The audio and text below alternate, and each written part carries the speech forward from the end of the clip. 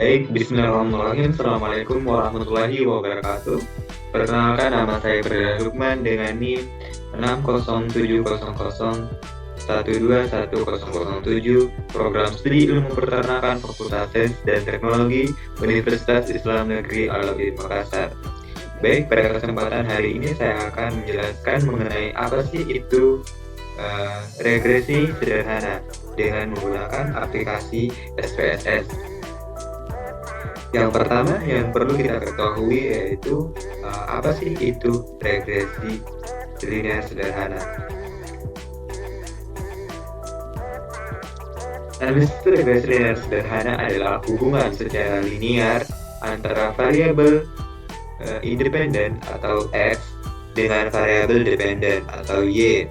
Analisis regresi sederhana dapat digunakan untuk mengetahui arah dari hubungan antara variabel bebas dengan variabel terikat.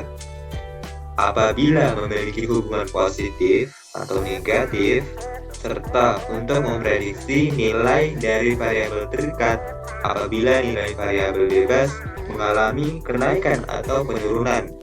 Pada regresi sederhana, biasanya data digunakan memiliki skala interval atau rasio.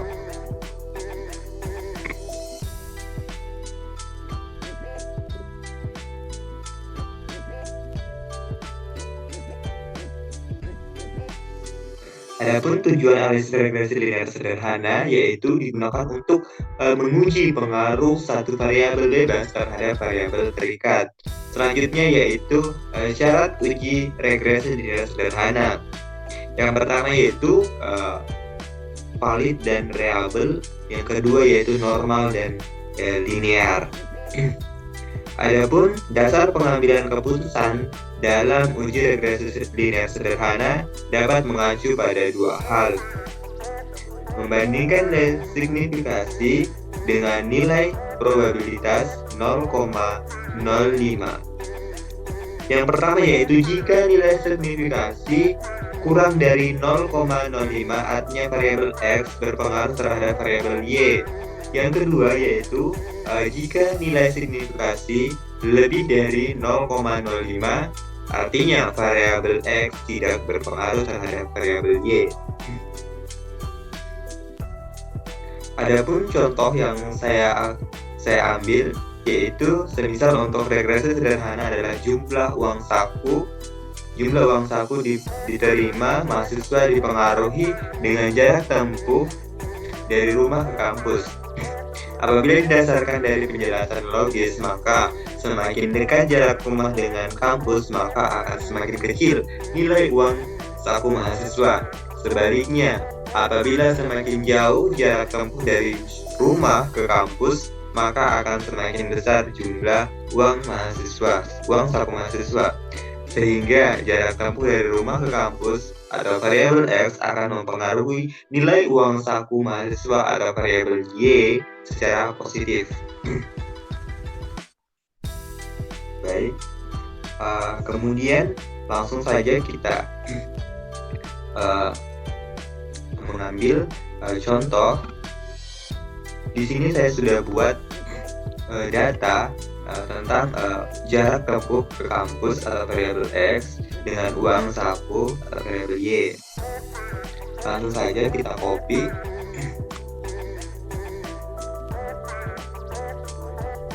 Kemudian kita lanjut ke aplikasi SPSS-nya.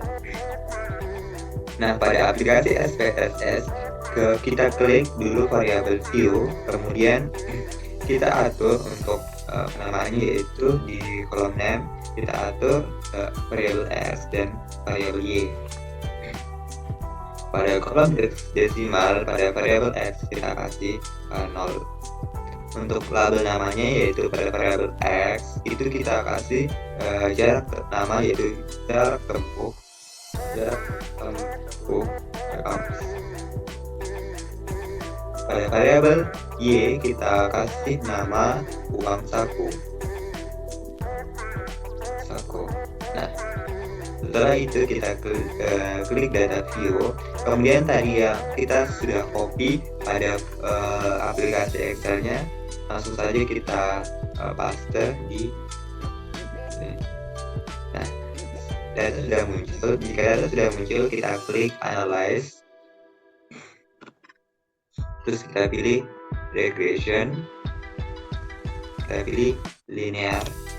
Kemudian pada variabel X atau jarak tempuh ke kampus, kita pindahkan ke independen. Pada uang saku atau variabel X, kita pindahkan ke independen. Lalu langsung klik OK. Nah, data akan muncul. Baik, data sudah muncul seperti ini. Pada tabel ANOVA bisa kita lihat di sini bahwa nilai F hitung yaitu sebesar 87,684 dengan tingkat signifikasi sebesar 0,000, lebih kurang dari 0,05.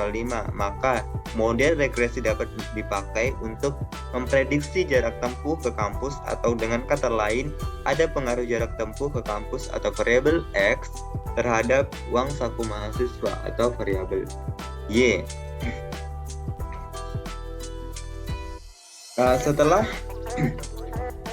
Setelah kita tahu ada pengaruh terhadap variabel X terhadap variabel Y, kemudian muncul pertanyaan, seberapa kuat sih pengaruh variabel X terhadap variabel Y?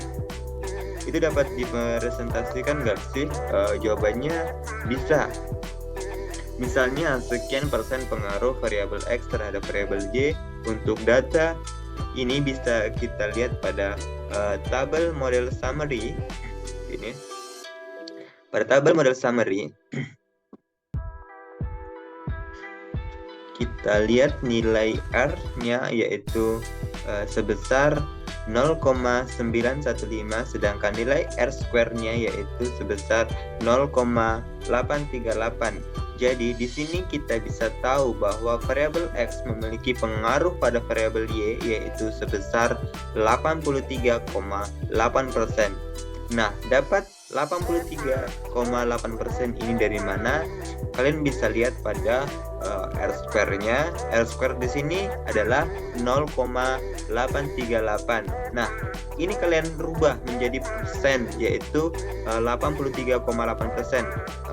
Kalau sudah tahu seperti ini, kita bisa buat kesimpulan yaitu dari tabel di atas dapat menjelaskan besarnya nilai korelasi atau hubungan R yaitu sebesar 0,915 dari output tersebut diperoleh koefisien determinasi R square sebesar 0,838 yang mengandung pengertian bahwa pengaruh variabel bebas atau variabel X terhadap variabel terikat atau variabel Y adalah sebesar 83,8%.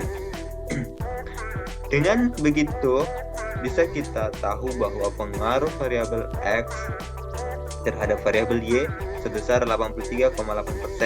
Jadi, kita tidak hanya tahu sebatas hubungannya saja, tapi ada nilai pengaruh di situ yang bisa kita dapatkan.